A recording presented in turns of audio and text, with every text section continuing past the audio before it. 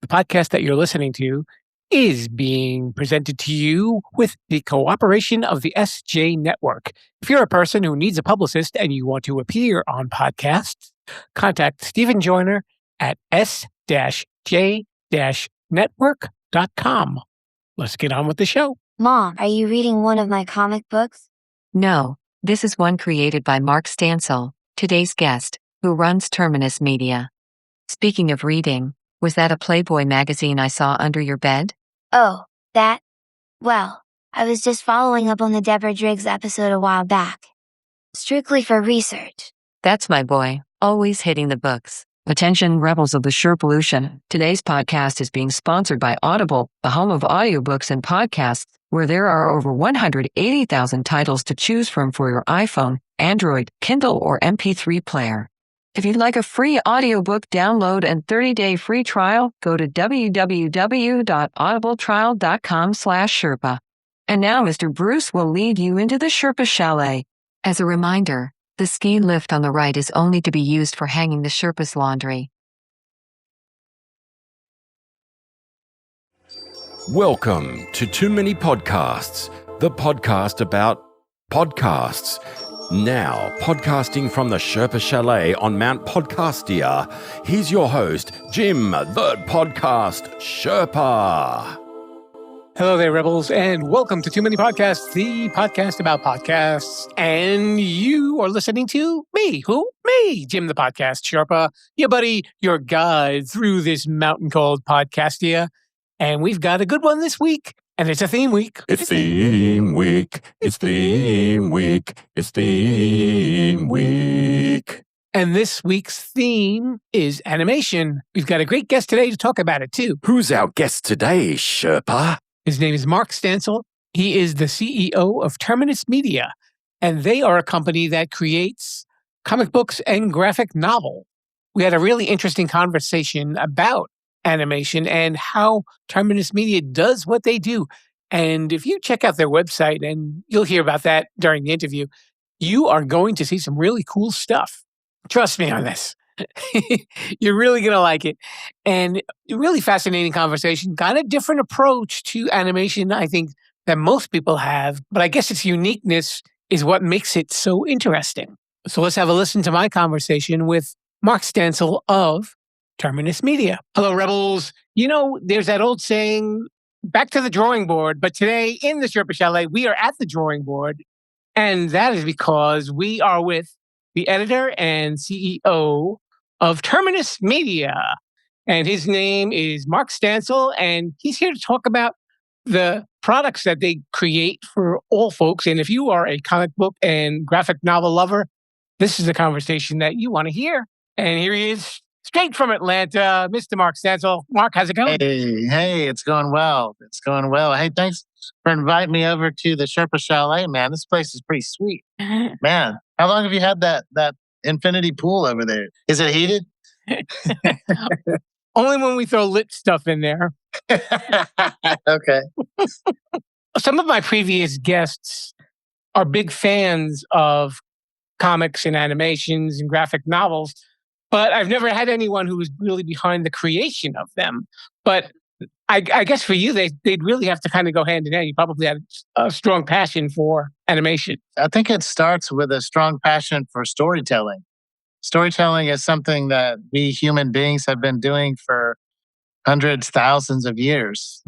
We would sit around a fire, probably, and we would tell hunting stories about what worked with the hunt and what didn't work with the hunt. And we would pass down knowledge that, hey, if you're going to hunt a lion, you're going to need a distance weapon like a bow and arrow or a spear.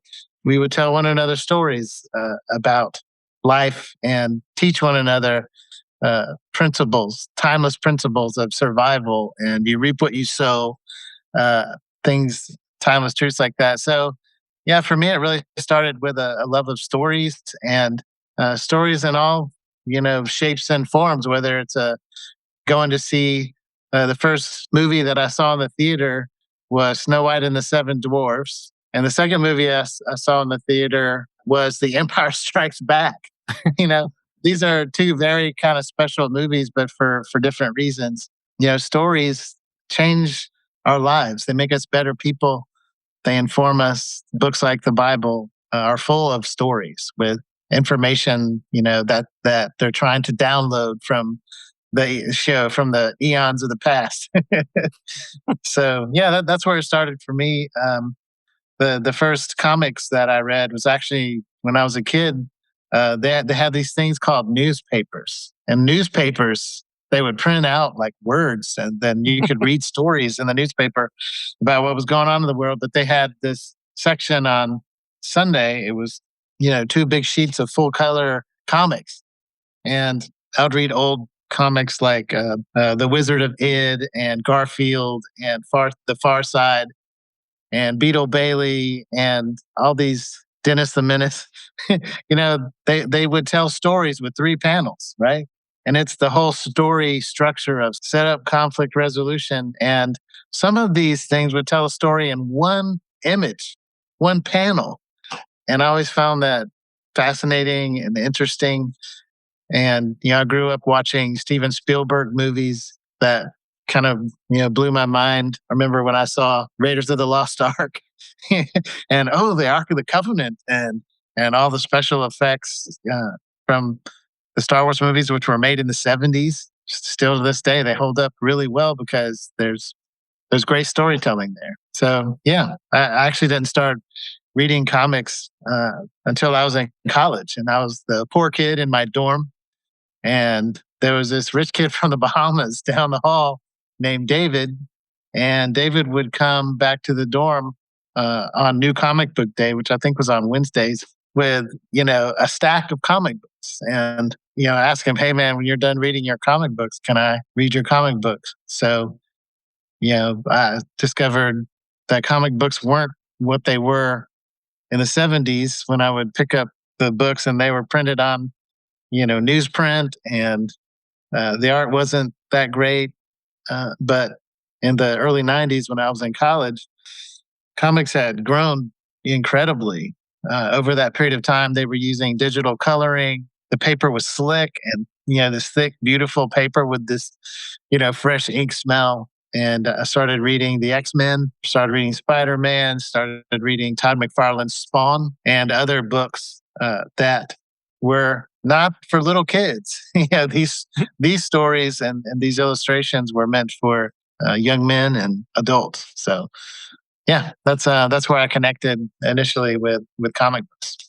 So really where you are right now, I mean, I'm going to presume this, and I think it's a pretty safe guess, Mark, that you really took a lot of your early influences and really pulled them into what you're doing right now with Terminus Media. Definitely. Yeah, as a kid growing up, again, the poor kid who didn't have cable, I would watch the Andy Griffith Show on the TBS Superstation here in Atlanta. It was funny and it was entertaining, but there was always some kind of lesson, that Paul was trying to teach little Opie, Ron Howard, who went on to make Happy Days and then went on to make so many great films with his business partner, Brian Grazer. Yeah, watching those TV shows, and there's so many sitcoms in the 80s that it's hard to name all of them. Yeah, a lot of television. I remember watching Charlie's Angels reruns and watching Wonder Woman, Linda Carter. Sure. And Lou Ferrigno as the Hulk, don't make me angry. You wouldn't like me when I'm angry. And his eyes would turn green. And I was like, ooh, gamma radiation. This is interesting. So many great shows on TV. And then, just kind of real life shows like, Magnum PI, stuff like that in the 80s. All these things kind of inform your tastes. And when I was in high school, they started releasing animation like Robotech and Thundercats and Voltron on television that I would watch when I got home from school. Seeing Japanese animation for me was so different. It was like a different mental category of storytelling. So yeah, my brain sort of puts that all together, and it definitely informs the work that we're doing today with Terminus Media. You graduated with a degree in pastoral studies, and that even filters into the comic books and the graphic novels that you put out. Yeah, it sure does. I went to Moody Bible Institute in the early 90s. I kind of grew up in a fire and brimstone church where There was a great pastor, when I was a younger man, but then a bad pastor came along and basically destroyed everything good that had been built. So I had kind of a bad taste in my mouth in terms of God and religion and all that stuff. But when I was in middle school, we started going to a church where the pastor actually loved God, where it was like real, and where all the supernatural stuff that the Bible talks about God intervening and doing miracles and loving people, like he really believed this stuff. So he had a lot of influence on my life. And his name was Buddy Hoffman, and he's passed away now. But I wanted to be like him, so I went to Bible college and learned to read Hebrew and Greek, and read the Bible in the original languages, but also just to learn things like textual criticism, which is the study of how do you authenticate an ancient document, right? Because there's a pretty wide perception that, well, the Bible, it's been adulterated over the centuries, and it used to be this, but so many people have added to it and taken away from it and put their own ideas into it. It bears no resemblance to what was actually written. But there's actually a science of ancient documents where you can, basically look at how many documents exist, and you especially focus on the documents closer to the actual writing to determine if the document in front of you is authentic. So just learning things like that, it gave me sort of a new appreciation for the Bible. And I had grown up in a church where it was King James only, and the whole fire and brimstone thing. I learned what a good translation of the Bible is and what a lousy translation of the Bible. But yeah, it's funny that going to Moody Bible Institute and my experience with comic books all kind of happened at the same time. They all collided at that point. When I graduated, I was a youth pastor for a few years, and it kind of wasn't a fit. I felt like I'm kind of an introvert, right? And when you're like a youth pastor, you're talking to people all day, every day, and you're always with groups of people, and you're always going on trips all the time. So I was getting kind of worn out by that. Went on to do other things. Let's talk a little bit about the creation of your company first. So Okay. you really had a vision here when you were doing all this, because like we said, you really combined all of your influences into your business. So you started small with a small comic called Shift. Yeah, that's right. Very, very good research. Yeah, the first comic I wrote was called Shift, and it was basically, the concept was, I was reading a lot about the singularity, right? And the singularity is when we as humans meld so completely with machines that we become immortal, where we can live forever. And that's what Shift was about. It was about us as human beings shifting into artificial bodies. But in my story, only the super wealthy were wealthy enough to shift into artificial bodies. And they lived on a planet or the moon, I forget, sort of, and they called it Olympus, right? And they live on Olympus, and they have all the creature comforts and all this stuff, while everybody else is kind of stuck on the earth. And so it was kind of, it was really a story about, what does that look like when the super wealthy can just shift into artificial bodies for eternity, and they hoard all the wealth for themselves, and you have all these humans who have these tiny lifespans. They're kind of contending with one another. So yeah, that's Shift, and that was the basic concept that was there. And then you built up from there. You did Platypus versus Monkey. Now I was looking on your website at some of that. It looks like it really kind of takes its cue from a lot of the film noir, I guess. Oh, 100%. Like one of my favorite actors of all times is Humphrey Bogart. So we were talking about, what kind of company are we, Terminus Media? And we decided that we're kind of different. We're kind of odd. We don't want to be the sort of wearing our underwear on the outside of our, pants, superhero cape kind of company. We want to tell different stories. We don't want to, draw Spider-Man for somebody else. We want to create the new thing, the thing that nobody's ever seen before. We created this little anthropomorphic platypus that grew up, in the 1940s, watching old black and white movies, and that's where he learned how to talk. So he talks like Humphrey Bogart, and he drives an old Ford Falcon, and he carries a 45, of course, and he's got brass knuckles just in case he runs out of ammunition. But yeah, in the first chapter of that book, we have his nemesis, which is a super cyber Soviet test monkey that was shot up into space by the Soviet, the 1980s Soviet space program. But the ship got hit by an asteroid and spun off into deep space. And some aliens are kind enough, they find him in his ship and he's frozen, this little monkey.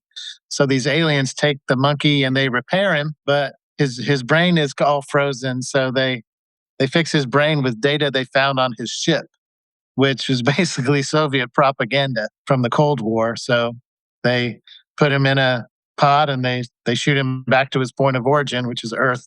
So he lands in New York City, and he gets out. And his little ship is walking around and shooting stuff, and that's where he and the platypus meet for the first time. Yeah, when they meet, the platypus is like, "Hey, bub, what are you doing?" And the monkey is like, I am here to be claiming this land in name of Soviet Union and Mother Russia. It's kind of a funny story because every time the monkey is saying something, his brain will glitch, and he'll be saying, "So I would like a tuna fish sandwich," and his brain will glitch, and he'll spout out some Joseph Stalin quote. Ideas are far more powerful than guns. We don't allow our enemies to have guns. Why would we allow our enemies to have ideas? Joseph Stalin.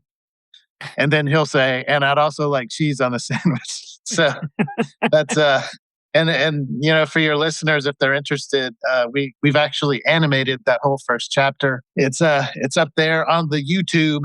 If folks want to search for Platypus versus Monkey, they may find it out there, and check it out. And I'm sure there'll be very interesting sociological studies done on the combination of Soviet propaganda and a good lunch. Oh yes, oh yes. They all go together. So he's got this sidekick who, this redhead who kind of follows him around and stuff. That story is a lot of fun to do, and we're going to do chapter 2 at some point here. The artist Brian Hardison is amazing. He keeps sending me a text, "Hey Mark, when are we going to do chapter 2?" So it's something we definitely want to do and get rolling with here.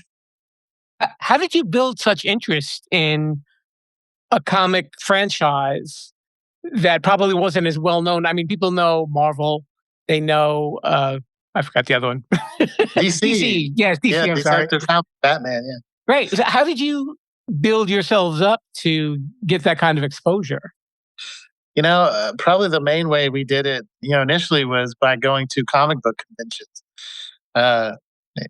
Before the internet, anybody who wanted to be exposed to a lot of different pop culture things all at once would go to a comic book convention or a pop culture convention like San Diego Comic-Con in Atlanta, or in San Diego, or Dragon Con that's here in Atlanta.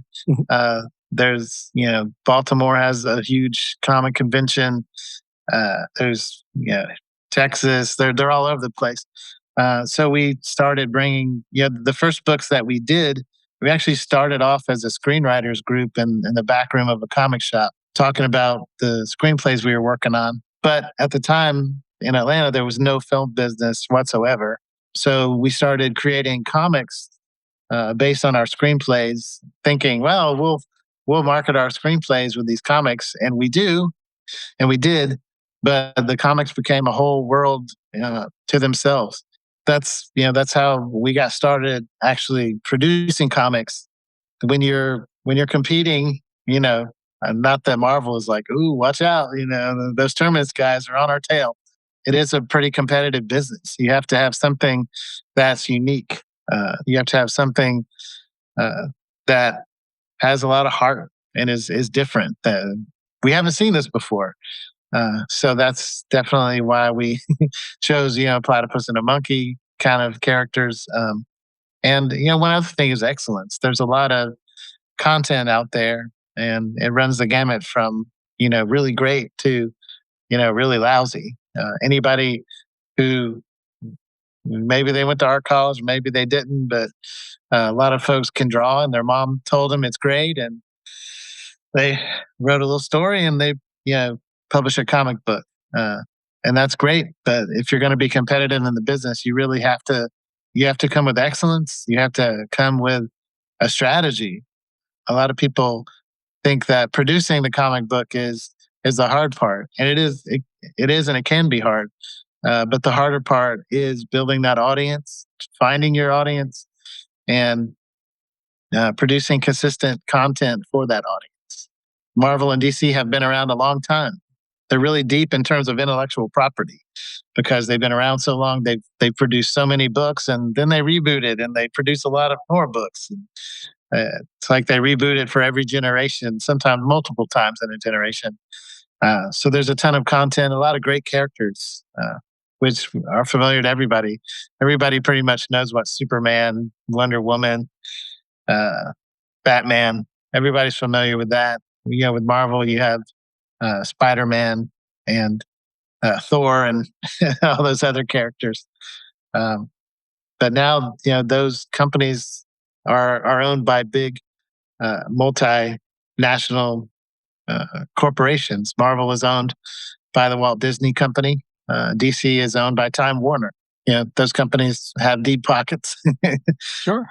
But even with those companies, comic book sales are not a big revenue generator, right? The intellectual property generates a lot of revenue by films and licensed products and those sort of things. But I think DC actually puts its comic book business in its R&D section of its budget. So it's not really even considered like a profit center. It's more like research and development for the other things that they make money with. So I found it interesting that some of the people that are working with you, like around your core of your company, a lot of them are, like, as you said, screenwriters, and they have an understanding of making movies. And you even, said earlier how, you have to have a good story or else nobody's going to be interested. It's not just pretty pictures. yeah, absolutely. Storytelling is really critical, and being able to not just tell a story, but to master every single nuance of a story, that every single word has weight. And I remember reading a comic book describing Batman's fighting style, that there's no wasted movement whatsoever. And it has to be like that with an excellent story. There's not too much of this or too little of this. It's just right. It's perfect. It's like cooking a good meal where all the ingredients are in perfect proportion. There's a lot of people who, I want to be a writer. Like, that's great. What do you got? Well, I got this idea. Okay, well, what have you gotten done though? Well, I haven't really gotten very far with it. And that's where most people stop in their writing, career. They're an aspirational writer, which means they're not really a writer at all. Like, well, I wrote some papers in, high school and college. But writing is work. It takes talent, yes, but it takes a lot of work. It's like being a miner. You have to dig to get the good stuff. I actually wanted to add too, that the artwork in your comics is done in painstakingly very detailed work. It's not just this cut and paste like the South Park stuff that you might see where it's just wobbling characters. This is just really, your illustrators must put in like hours upon hours just to do cells.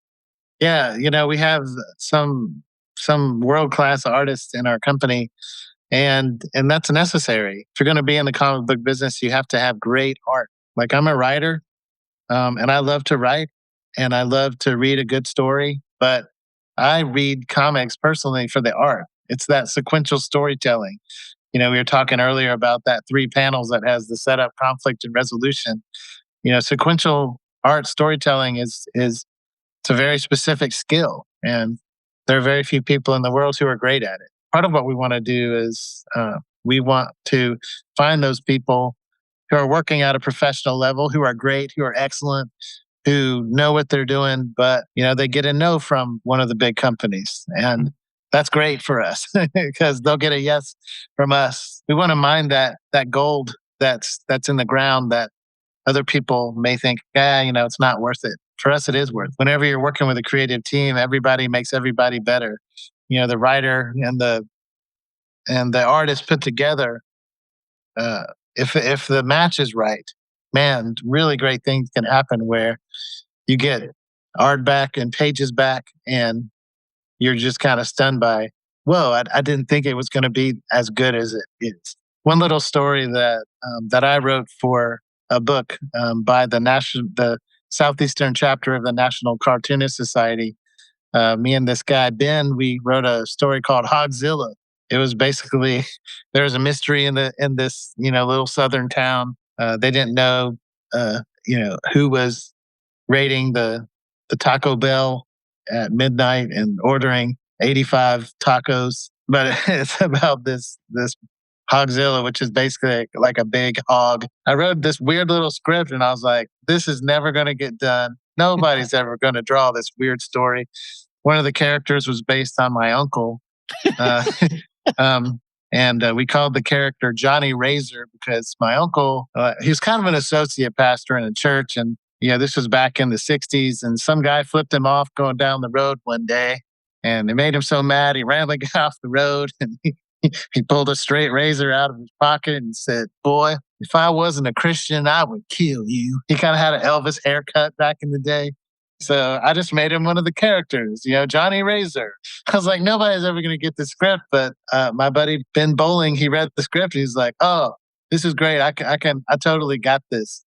And he went and he drew it, and literally every panel was like I couldn't have thought of it as well as he illustrated it. We're hoping to make that summer blockbuster movie Hogzilla one of these days.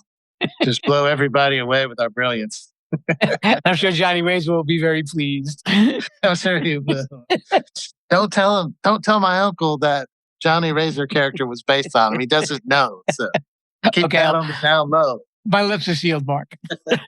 Can you talk a little bit about Dominion? Yeah, Dominion is, it's called Dominion Fall of the House of Saul. And it's created by Dr. Barendell, who is actually a professor of sequential art. He created a sequential art program at Liberty University. We had worked previously on a book, a graphic novel called Radio Free America.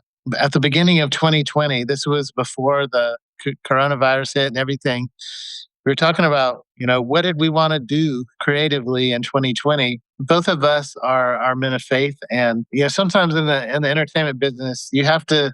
If you're a man of faith, you kind of have to keep it on the down low a little bit, because you tell some people, "Hey, I'm a Christian," or you tell some people, "Hey, are you Jewish?" "Yeah, I'm Jewish." Then they'll be like, "Oh, watch out for him," or not interested. Terminus had been around about 16 years and consistently producing books and doing a lot of work for clients. One of our clients was the CDC. We did over an hour of animation for them. We were talking about, what do we want to do? We have the money, we have the time. What do we want to work on? And he pitched this story to me. He wanted to tell the story of the first king of Israel. His name was Saul.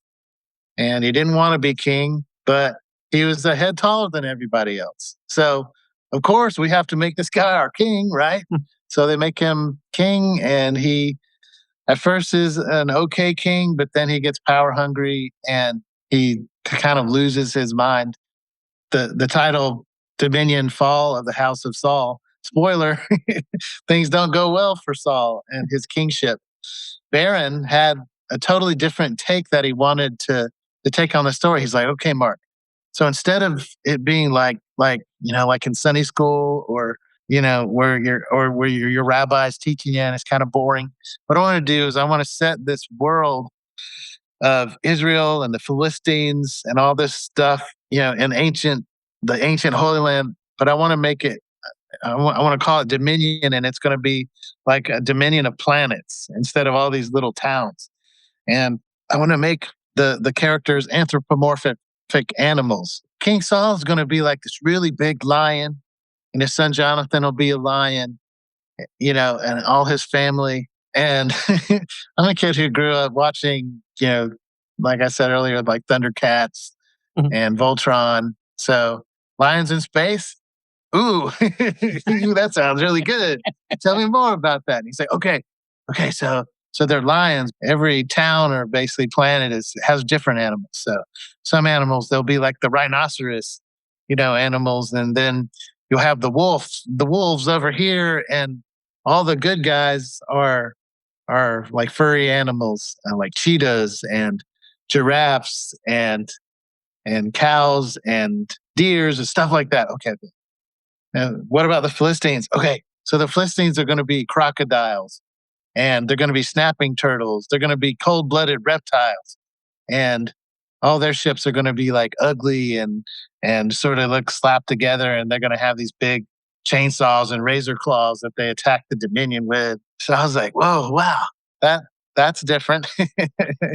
That's a really different take on those old stories in First Samuel. So he's like, let me do some conceptual work and then let's talk about it. He did some conceptual work on it, some concept art, and it blew me away. I was like, I have to see this. If for no other reason, I don't know if you know who the king is after Saul in the Bible. If you've ever heard the story of David and Goliath, Mhm. like David is the second king of Israel. He comes after Saul, right? So I was like, so if we do this, we'll get to tell the story of David, the little kid who beats the giant Goliath, but it's going to be in this intergalactic world. And he's like, oh yeah, but David is going to be piloting a mech, right? Like a mechanized battle suit called the Slingshot. Goliath will be like kind of like a Mecha Godzilla kind of thing. And I was just like, oh, we have to do this. I mean, come on. I mean, get out of here. So yeah, that was that was over a little over a year ago. We are finishing up the third chapter. At this point, it's the third chapter is the point where David makes his first appearance. It's been really fun and it's been really funny, and it's interesting how it makes your brain sort of ask the question, what kind of what really happened? What's the historical account of this thing that I'm reading here? Because our story is inspired by those stories in First Samuel, but we do take some tangents, not adding to the scripture or taking away from it. But one example is there's the character Michael, who is King Saul's daughter, and in the Bible, she's kind of just like a trophy to be won in war, right? You won in the battle, so I'm going to give you my daughter. In our story, she's a virtuous woman who also jumps in a mech and because she hears that a village is being attacked, and she puts on the battle armor and goes out to fight. It's just been a lot of fun to watch it come together. And Daniel Hancock has come on to the project as co-writer, and also Daniel is just a phenomenal guy. He's produced an animated short, actually two animated shorts, with a third one coming up for chapter 3 that folks can check out on our website, terminusmedia.com, and sort of get an idea with the comic book art. But laid over the comic book art is custom music and voice acting and sound effects and graphics and all this stuff. So yeah, invite folks to check that out if they haven't seen it. It's definitely a sight to see.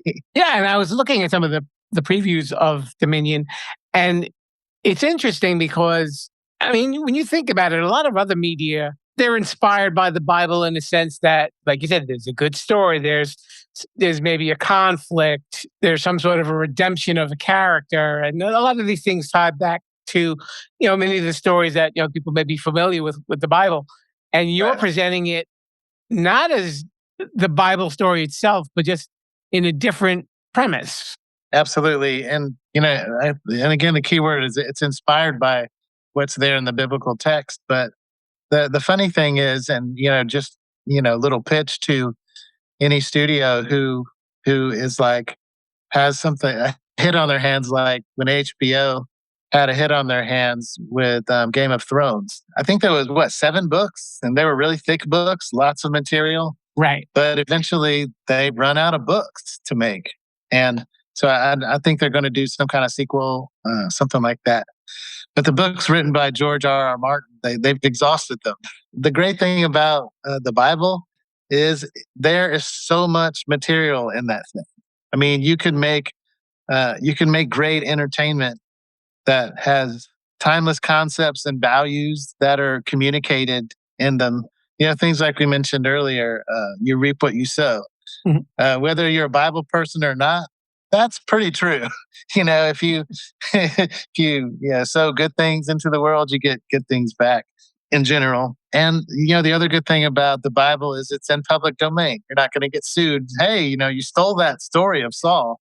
No, it's just there for everybody to read and for everybody to enjoy. I get it. A lot of folks have come from a faith experience that was not good. Maybe they were different in some way. Maybe they felt rejected, and maybe they were abused in some kind of spiritual or some kind of religious institution. To me, the good thing, and like you said, the story of redemption for me was just reading the Bible for myself and getting something out of it that changed my life for the better and made me a better person. It made me a better friend, a better brother, a better boyfriend, a better coworker.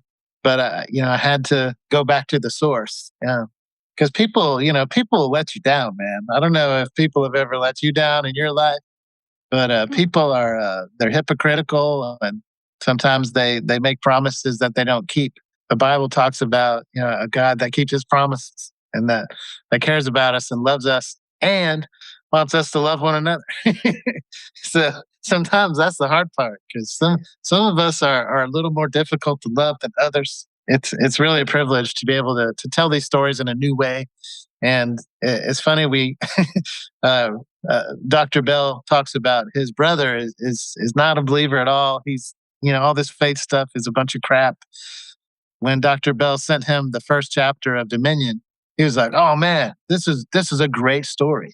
These are great characters. This is really fun. This is really interesting." And in some cases, we have folks, they're like, I don't know anything about all this religious stuff, but it's like when I read your story, I went and I read those chapters in First Samuel, and it was really interesting. Um, so that's a good thing, that because part of being a well-rounded person is being well read. If you've never read any of the Bible, can you really call yourself a educated person? I don't, answer that question for yourself. It is good. It is fun to be able to hear that from people. Hey, I actually read that Bible thing. Like, hey, great, good for you, man. and and you didn't catch on fire or anything. Lightning didn't strike. So, what are the long-term range plans for Terminus Media? Is it going to be movies you're hoping, or is that the road that you want to go down? Yeah, we definitely want to do movies. We're here in Atlanta, where the movie business is booming. Our next project that we're promoting that just came out last week is called Samson Rise. It's kind of like Frank Miller telling of the story of Samson in the Bible. Samson was a really strong guy. He was a great soldier. He was able to, he killed 600, again, Philistines, the bad guys, with the jawbone of a donkey. So, the dude was, supernaturally powered, which is one funny thing about the Bible. Like, when we read about, Thor, the god of thunder, boom, calm down the thunder, nobody really worships Thor anymore, that I know of. I know he's a Germanic god from, a long time ago.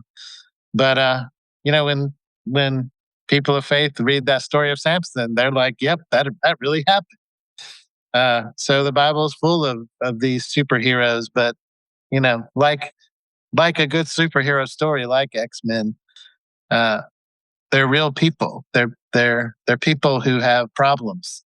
They're people like Samson had an anger problem. He had an anger problem. He had a lust problem. He had a problem with women. Man, the dude just couldn't. He just couldn't find a good woman. So, and that was his downfall. And for all the guys out there who've ever gotten together with a woman and you really regret it. You're like, I wish I'd never met her. I wish I'd never dated her. I wish I'd never married her. And I really wish I'd never had children with her. If you've ever felt like that in your life, you can relate to Samson because he paid the price for his weaknesses there. But his story is a story of redemption. He ends his life on a high note. A high note for him, a low note for the Philistines. Yeah, that's the latest story. And Matt Baker and Daryl Pennington are the creators, and they're from Australia. And they have really great, 5 o'clock shadow, burly. They're really burly Australian guys. When they talk about making the comic books, they're really tough. I'm sure they have a big knife, and on their belts and stuff. They got the hats and the duster in the closet, I'm sure.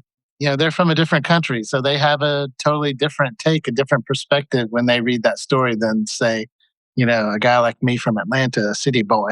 So yeah, that's our latest. And again, Daniel Hancock was really involved in producing that project and helping with the writing. So that's our latest release. And we have a trailer for that on our website as well, terminusmedia.com. So folks can check that out. Where are we going in the future? I actually wrote the next series that we're going to release. It's called Ascension, and it's based on a true story from the former Soviet Union, because I'm a child of the 80s, where a UFO crash landed near a remote village, and it left a huge indentation in the ground. But when the scientists went there to find it and to study it, there was no wreckage. But there was some strange energy readings, and they were staying in the village, and they noticed over the next couple of weeks that people in the village started to have nightmares. They started to kill themselves. It starts out with a mystery of what is this and what happened. I'll kind of throw that out there. That's the genesis of where the story comes from. And what is it? What's happening? I guess folks will have to wait to read the book to find that out. Okay. I guess while we're building up a little suspense here, we have a portion of the show called Shameless Self-Promotion. And if you want to just share that information for people who want to find out about the books and where else they can look on anywhere on the little interwebs. Shameless Self-Promotion. Sure. Folks can go to our website, www.terminusmedia.com. That's TerminusMedia. And you can see samples of all of our books. Platypus versus Monkey is there. Woohoo! It's pretty great. Radio Free America is there. Dominion Follow the House of Saul is there. Samson Rise is there. And here the next couple of months, chapter 1 of Ascension will be up there. And it's all there for your reading pleasure there, Rebels. Mark Stancil, thank you so much for coming on by. Thanks for having us on, brother. We're on that internet thingy at Sherpalution.com.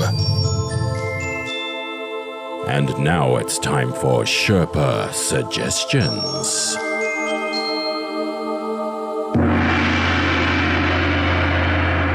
I know that some of you listeners out there are really into animation, and maybe you'd like to check out an animation podcast. So I figured I would throw a few your way. We have the Animation Addicts podcast, The Animated Journey, interviews with animation professionals, the Bancroft Brothers Animation Podcast, the Saturday Morning Cartoon Boom, Animation Fascination, the Illustration Department Podcast, and What a Cartoon.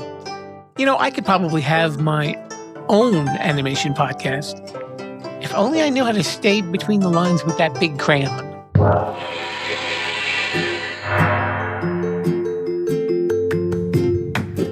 A big thank you to Mr. Mark Stancil of Terminus Media for spending a little time down at the Sherpa Chalet. Hope you've enjoyed this interview. And if you want to hear other interviews, you know the word that you need, Sherpalution. And if you go to Sherpalution.com, you'll see all of the episodes of this show. That would be too many podcasts, just in case you forgot. You can see what else is going on there, too. You can see the link to the Tea Sherpa Shop, or even the link to Ko-fi.com if you'd like to make a donation.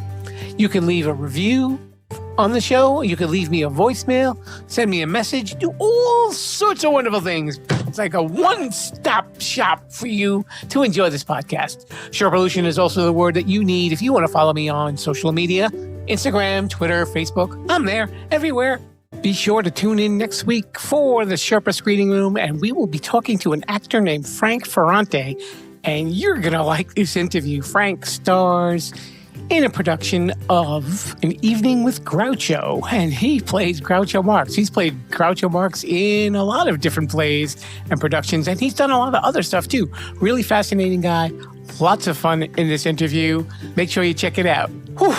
Okay, Mr. Bruce, could you draw a picture of yourself showing everybody out of the Sherpa Chalet? I'm sure you can do it. You've got that talent. Just point with one hand and draw with the other. That'll work. All right. I'll give you a hand then. All right, Rebels, have a great week. I will see you for the next episode. And viva la Sherpalution. Thanks for listening to Too Many Podcasts. Please disperse. You can go home now. I said you can go home now. Viva la Sherpalution. Viva la Sherpalution. Oh. Yeah, I'll come back now, you hear?